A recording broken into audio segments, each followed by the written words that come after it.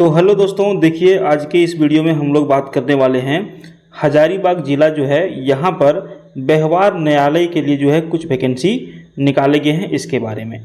अगर यदि फ्रेंड्स आप इस फार्म को भरना चाहते हैं तो आपको बता दें कि वीडियो को थोड़ा सा आप देख लीजिएगा, क्योंकि इसमें हम सब कुछ आपको डिटेल में बताने वाले हैं।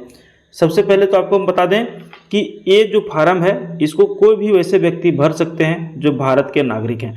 आपको ज़रूरी नहीं है कि हजारीबाग ज़िला के लिए वैकेंसी निकाला गया है तो आप हजारीबाग ज़िला के अस्थायी निवासी हों, ठीक है। आप झारखंड के, बिहार के, यूपी के कहीं के भी हो आप भर सकते हैं। और ये यहाँ पे देखिए आपको हम बता देते हैं, दिखा देते हैं, स्पष्ट लिखा हुआ है 4 नंबर पॉइंट पर जो है कौन कौन इसको भर सकते हैं। तो ये देख लीजिए 4 नंबर में उम्मीदवार भारत का नागरिक हो, मानसिक शारीरिक रूप से स्वस्थ हो, नैतिक चरित्र अच्छा हो एवं किसी आपराधिक आचरण वाले किसी मामले में वांछित या फिर सजा याफ्ता ना हो, तथा विवाहित होने की स्थिति में उनका एक से अधिक जीवित पत्नी ना हो।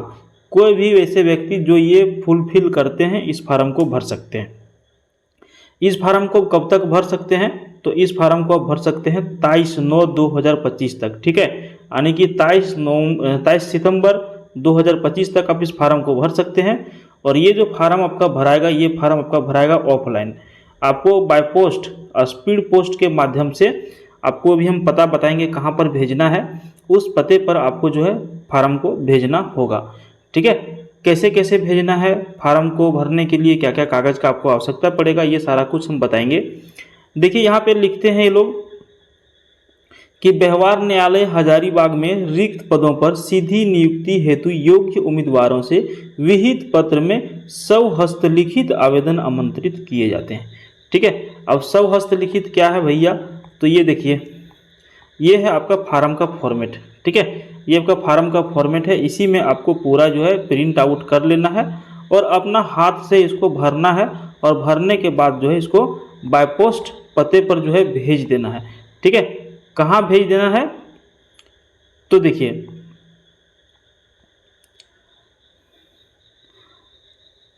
यहाँ पे, कहाँ पे? तो देखिए प्रभारी न्यायाधीश व्यवहार न्यायालय हजारीबाग, ठीक है। यहीं पर आपको जो है स्पीड पोस्ट के माध्यम से भेज देना है। आइए हम लोग देखते हैं कि इसमें सीटों की संख्या कितना है, सैलरी कितना रखा गया है, उम्र सीमा क्या रखा गया है। तो देखिए इसमें 2 तरह का वैकेंसी निकाला गया है। एक आपका प्यून चपरासी कहिए या फिर आदेशपाल कहिए, जो कहिए, ठीक है। इसके लिए टोटल 18 सीट निकाला गया है और एक निकाला गया है चालक के लिए, यानी कि ड्राइवर के लिए, इसमें 1 सीट निकाला गया। टोटल सीटों की संख्या हो गया 19।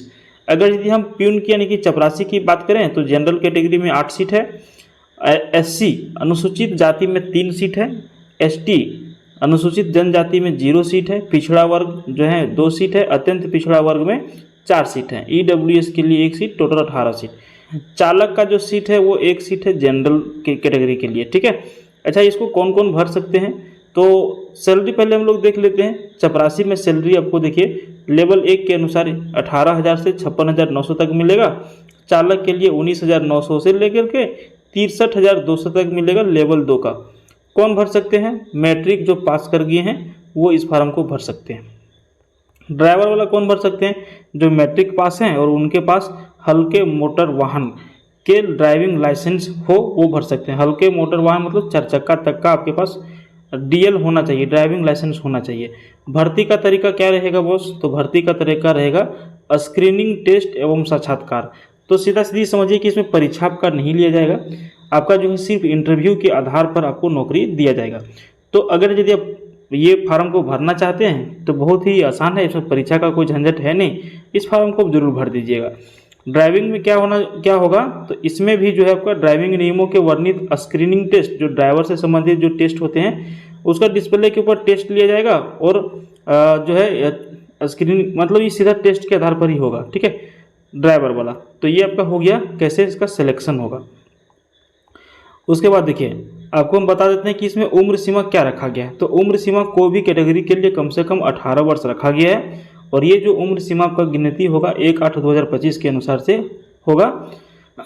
और यहाँ पर देखिए सामान्य जाति के लिए जो अधिकतम उम्र रखा गया है वो 35 साल रखा गया है। पिछड़ी जाति, अत्यंत पिछड़ी जाति के लिए 37 ईयर्स रखा गया है। महिलाओं के लिए 38 साल रखा गया है। ST SC पुरुष महिला दोनों के लिए 40 वर्ष रखा गया है, ठीक है। तो ये आपका हो गया।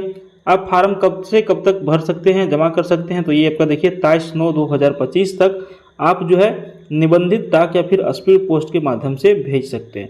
ये जो आपका डेट है 23/9/2025, इस डेट में आपका जो पता लिखा हुआ है वहाँ तक आपका लेटर पहुँच जाना चाहिए। ऐसा नहीं कि आप 22 तारीख को जाकर के पोस्ट ऑफिस में डालेंगे तो आपका लेटर नहीं पहुँचेगा, क्योंकि लेटर पहुँचने में भी 2-3 दिन का समय लग सकता है अगर यदि छुट्टी बीच में रहे तो। जब आप फार्म भरिएगा तो आपको क्या है 3 गो जो है फ़ोटो भी आपको दे देना है उसी के साथ में, ठीक है।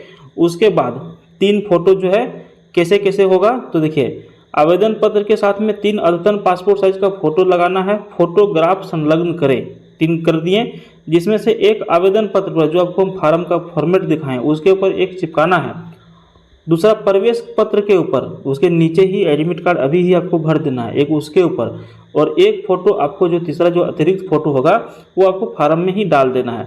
सब पता लिखा हुआ लिफाफा जिसका साइज रहेगा 25 सेंटीमीटर इंटू 11 सेंटीमीटर प्रवेश पत्र पर निर्गत करने हैं। तो जो प्रवेश पत्र उधर से एडमिट कार्ड आपको भेजा जाएगा उसी लिफाफा में भेजा जाएगा, जिसमें आपको अपना एड्रेस साफ साफ अक्षरों में पिन कोड और मोबाइल नंबर के साथ में डालना है, वो लिख करके भेज देना है, और उसी के ऊपर 40 रुपये का एक डाक टिकट भी आपका सटा हुआ होना चाहिए। यानी कि इस फार्म को भरना चाहेंगे तो लगभग 100 से 150 रुपये के आसपास आपका खर्चा गिरेगा, ये देख लीजिएगा, ठीक है।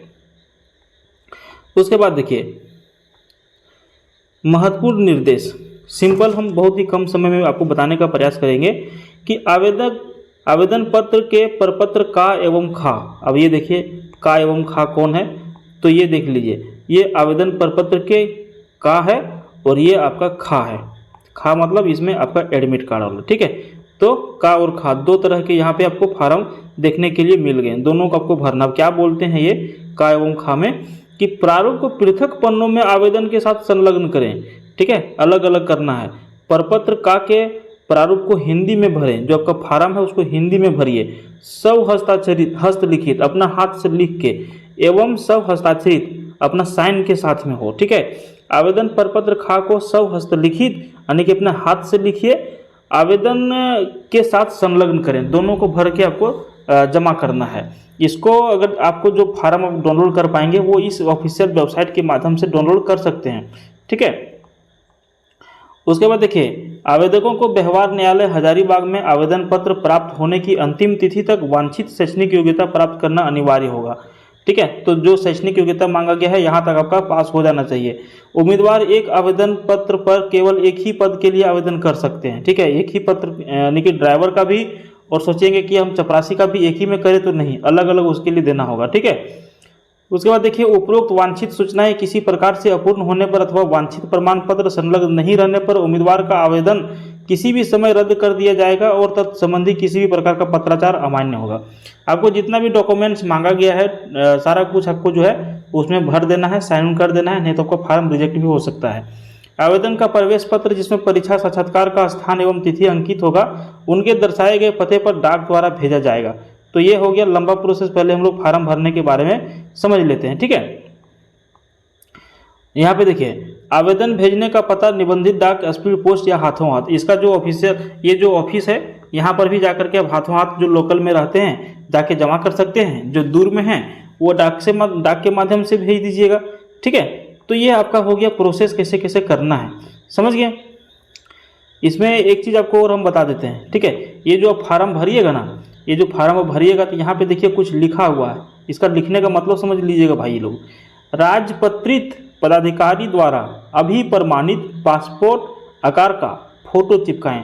अब यहाँ पर जो फोटो आप चिपकाएंगे ना वो नॉर्मल फोटो आपका नहीं रहेगा, कोई भी गजेटेड ऑफिसर, बीडीओ हो गया, सीईओ हो गए, सरकारी अस्पताल के जो मुख्य डॉक्टर हो गए, वो जो गजेटेड ऑफिसर होते हैं ना, आप फार्म जब इसको भरिएगा यहाँ जब फोटो चिपकाइएगा तो उनका साइन यहाँ पे कराना पड़ेगा, तो आपका ये फार्म वैलिड होगा, नहीं तो रिजेक्ट हो जाएगा।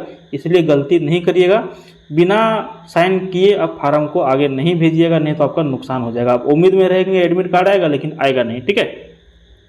शॉर्ट में हम इसको समझा देते हैं आपको कैसे कैसे आप इस फार्म को भरिएगा, ठीक है, बहुत ही कम समय में। अगर यदि इसमें समझ में नहीं आएगा तो हमको कमेंट करिएगा, हम एक नया वीडियो बना देंगे जिसमें आप अच्छी तरह से समझ जाएंगे। यहाँ पे आप समझ गए फोटो को कौन सा चिपकाना है, विज्ञापन संख्या आपको लिख देना है, ठीक है। विज्ञापन संख्या क्या है, तो देखिए विज्ञापन संख्या 1/2025, ध्यान दीजिएगा, ठीक है। यहाँ से आपको मिल जाएगा, इसको आप ऑफिशियल वेबसाइट से डाउनलोड कर लीजिएगा। विज्ञापन संख्या लिख दिए। हिंदी में अपना नाम लिखिए, अंग्रेजी में अपना नाम लिखिए बड़ा अक्षर में, पिताजी का नाम लिखिए, अपना उम्र लिखिए, ठीक है।